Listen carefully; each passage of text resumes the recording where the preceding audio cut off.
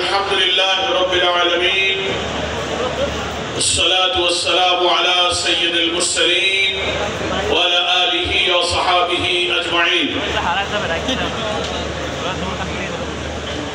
বাংলাদেশের 18 কোটি মানুষের স্বপ্নের সংগঠন আমাদের প্রিয় সৈনী কাফেলা বাংলাদেশ ইসলামী ছাত্র শিবিরের আজকের এই ঐতিহাসিক সদস্য সম্মেলনের প্রিয়ভাজন সভাপতি শহীদ কাফেলার কেন্দ্রীয় সভাপতি ছাত্র নেতা মঞ্জুরুল ইসলাম, আজকের সম্মেলনের সম্মানিত প্রধান অতিথি, বাংলাদেশের একটি নতুন কল্যাণ রাষ্ট্র বিনির্মাণের স্বপ্ন সারথী বাংলাদেশ জামাত ইসলামের সম্মানিত আমির জামাত ডক্টর শফিকুর রহমান, উপস্থিত বিভিন্ন রাজনৈতিক দলের সম্মানিত জাতীয় নেতৃবৃন্দ, সম্মানিত বিদেশি আমন্ত্রিত অতিথিবৃন্দ, সাংবাদিক বন্ধুগণ, সারা দেশের সকল শাখা থেকে আজকের এই ঐতিহাসিক সম্মেলনে উপস্থিত আমার প্রিয় ডেলিগেট ভাইরা, মহান আল্লাহ তাআলার দরবারে অন্তরের সমস্ত প্রশান্তির সাথে আবারও আল্লাহর কাছে কৃতজ্ঞতা জানাই। দীর্ঘ 15 বছরের কালো যুগ পেরিয়ে এই ঐতিহাসিক সরোয়ার্দী উদ্যানে শিবিরের এই সদস্য সম্মেলনে আমাদেরকে তিনি মিলিত হওয়ার তৌফিক দিয়েছেন। আমরা সেই মহান আল্লাহর কাছে শুকরিয়া জানাই, আলহামদুলিল্লাহ। আজকের এই ঐতিহাসিক সরোয়ার্দী উদ্যানের সম্মেলনে আমরা যখন একত্রিত হয়েছি তখন এই ঐতিহাসিক ময়দানের একটি রক্তাক্ত স্মৃতির কথা আমাদের মনে উঠছে। ইতিহাসের সাথে ইসলামী ছাত্র শিবিরের লক্ষ কোটি তরুণ ছাত্র জনতা পরিচিত। তদানীন্তন পূর্ব পাকিস্তানের এই ময়দানের নাম যখন ছিল রেসকোর্স ময়দান, 1969 সালে 12 আগস্ট রেসকোর্স ময়দানে তদানীন্তন ধর্মনিরপেক্ষবাদী সমাজতন্ত্রীরা লোহার রড দিয়ে পিটিয়ে পিটিয়ে এখানে তারা আহত করেছিল। আমরা ভুলিনি ওই আওয়ামী লীগের রাজ্জাক তোফায়েল ইনু বেলালেরা সেই হত্যাকাণ্ডে জড়িত ছিল। আজকে অনেক ভাইয়ের রক্তের স্মৃতি বিজড়িত ঐতিহাসিক সরোয়ার্দী উদ্যানে আমরা মিলিত হয়ে সেই শাহাদাতের স্মৃতি আজকে স্মরণ করছি। 15 আগস্ট ঢাকা মেডিকেল কলেজে আহত অবস্থায় 3 দিন আহত থেকে চিকিৎসার সকল চেষ্টার পরেও মহান আল্লাহ তাআলা তার শাহাদাত কবুল করেছিলেন। ইসলামী ছাত্র শিবির সেই শহীদ মালিকের রক্তে রাঙানো সংগঠন আজকে সেই সরোয়ার্দী উদ্যানে আমরা এই ঐতিহাসিক সম্মেলন করছি।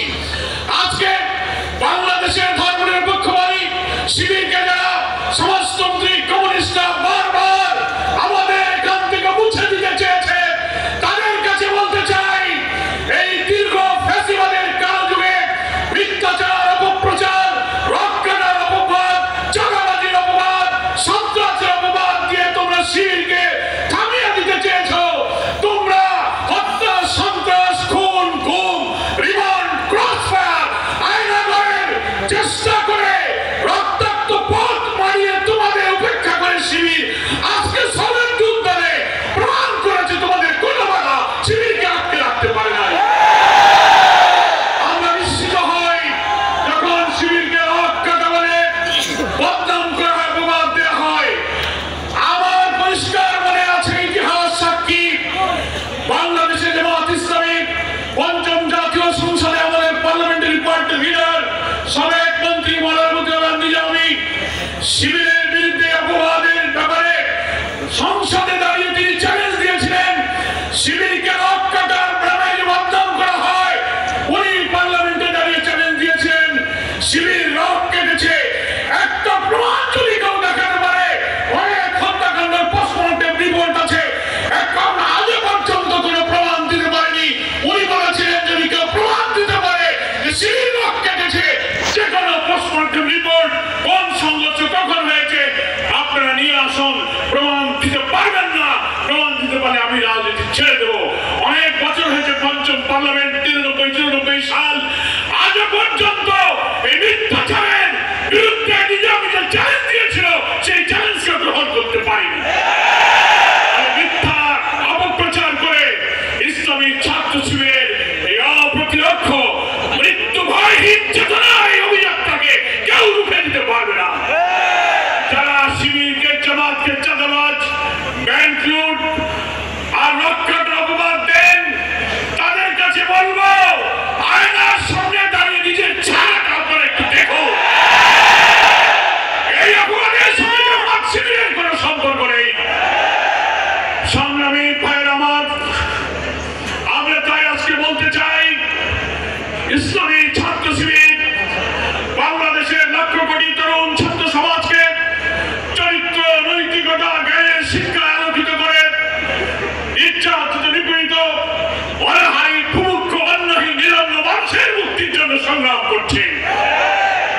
কোনো স্বার্থ জাগতিক বিত্ত বৈভব সম্পদের মহা শিবিরের মধ্যে নাই। আজকে রাজনৈতিক অসৎ উদ্দেশ্যে সকল কোটি কোটি মানুষ যখন জাতীয় ঐক্যের স্বপ্ন দেখছে, রাজনৈতিক অসৎ উদ্দেশ্যে কিছু ব্যক্তিরা বিদেশি কোন চক্র বাইরের রাষ্ট্রবিরোধী আধিপত্যবাদী চক্রান্তের শিকার হয়ে যাওয়া ফ্যাসিবাদ বিরোধী রাজনৈতিক দলগুলোর মধ্যে ঐক্য এবং বিভেদের বীজ ছড়াতে চান, তাদের কাছে আমরা আজকে এই সম্মেলন থেকে আহ্বান জানাই, এই পথ অকল্যাণের পথ, ক্ষতির পথ, ভাঙনের পথ, বিভেদের পথ, জাতীয় ঐক্যের এই আহ্বানে নতুন অন্তর্বর্তীকালীন সরকারের দায়িত্বে একটি নির্বাচিত সরকারের হাতে ক্ষমতা হস্তান্তরের অভিযাত্রাকে যদি কোন চক্রান্ত থামিয়ে দিতে পারে, অন্তর্বর্তীকালীন সরকারকে যদি কেউ ব্যর্থ করে দিতে পারে, মনে রাখবেন জাতির জন্য একটি মহা দুর্যোগ অপেক্ষা করছে। আমরা দেশবাসীর কাছে আহ্বান জানাই, সকল অপপ্রচার মিথ্যাচারের বেড়াজাল ছিন্ন করে আসুন একটি শান্তিপূর্ণ বাংলাদেশ নতুন রাষ্ট্র বিনির্মাণের চেষ্টায় আমরা এই দেশের মানুষকে ঐক্যবদ্ধ করি। প্রায় 2000 ছাত্র জনতার রক্ত, 30-40 হাজার আহত ছাত্র জনতার যে আকুতি, তাদের চোখের পানি, তাদের রক্ত এখনো শুকায়নি। আমরা যদি জুলাইয়ের গণ অভ্যুত্থানের এই চেতনাকে ধারণ করে রাষ্ট্র গঠনে এবার ব্যর্থ হয়ে যাই, এ জাতির মুক্তির আকাঙ্ক্ষা মৃত্যু ঘটবে। ইসলামী ছাত্র শিবির সেই বিপ্লবী কাফেলার নাম। জুলাইয়ের ছাত্র গণ অভ্যুত্থানে ঐতিহাসিক সংগ্রামে গর্বিত অংশীদার হচ্ছে ইসলামী ছাত্র শিবির। আমরা তাই মনে করি ইসলামী ছাত্র শিবির সেই ঐতিহাসিক এই সম্মেলন থেকে আগামী দিনের অভিষ্ট লক্ষ্যে তারা এগিয়ে যাবে। কোন অপপ্রচার, কোন বাধা, কোন মিথ্যাচার, কোন ষড়যন্ত্রকে শিবির প্রশ্রয় দেবে না। সম্মেলনের ডেলিগেটদের কাছে আমার একটি আবেদন থাকবে, ইসলামী ছাত্র শিবিরে এসে আমরা যেদিন প্রথম এখানে দাওয়াত পেয়েছি বইপন্থী কালেমা লা ইলাহা ইল্লাল্লাহ ভিত্তিতে, তাওহীদের ভিত্তিতে জীবন গড়ার শিক্ষা পেয়েছি, চরিত্র, নৈতিকতা, জ্ঞান যে আদর্শ আমরা শিবির থেকে পেয়েছি, সমাজের মানুষের হৃদয় মন দিয়ে আমরা এই সমাজকে তখন আলোকিত করতে পেরেছি। আজকে এই সম্মেলনে সারা দেশের সদস্যদের এটাই প্রত্যয় হওয়া দরকার। আজকে আমরা যারা ছাত্র আছি, কিছুদিন পরে ছাত্র জীবন শেষ হবে, আমরা কর্মজীবনের, সামাজিক জীবনে, পেশাগত জীবনে, রাষ্ট্রযন্ত্রের যেখানে আমরা যেখানে যাই না কেন, আমাদের মনে রাখতে হবে ইসলামী ছাত্র শিবিরে আমরা যে চরিত্র, যে নৈতিকতা, যে জ্ঞানের অনুশীলন পেয়েছি, রাষ্ট্র, সমাজ, পরিবারের যেখানেই আমরা সেট হই না কেন, আমরা সেই জায়গাকে এই শিবির থেকে আহরিত ঐশী জ্ঞানের উৎস মহান আল্লাহর নাজিলকৃত কোরআনের সেই জ্ঞান, সুন্নাহর সেই চরিত্র এবং আলো দিয়ে আমরা যেন সমাজকে আলোকিত করতে পারি। আমরা ছাত্র জীবন শেষ করে দিতে পারি, চাকরিতে যেতে পারি, ব্যবসায় যেতে পারি, আমরা রাষ্ট্রযন্ত্রের বড় বড় জায়গায় বসতে পারি। আমি কি পথ ধারণ করলাম সেটা আমার কাছে মুখ্য বিষয় নয়।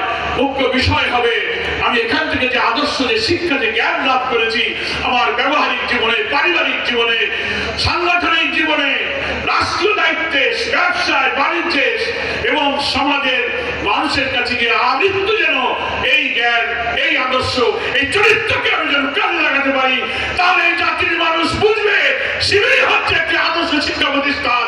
কোন অপরাধ এই জাতি মেনে নেয়নি, ভবিষ্যতেও মেনে নেবে না। আমার বক্তব্য দীর্ঘায়িত না করে এই কথা বলে আমি শেষ করতে চাই।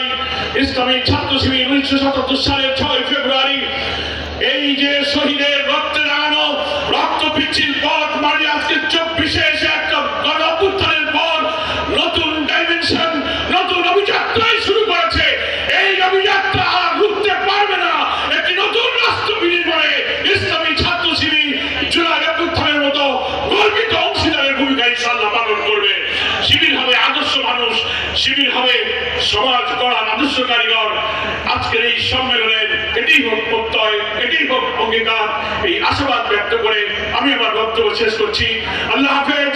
বাংলাদেশ জিন্দাবাদ, ইসলামী ছাত্র শিবির জিন্দাবাদ।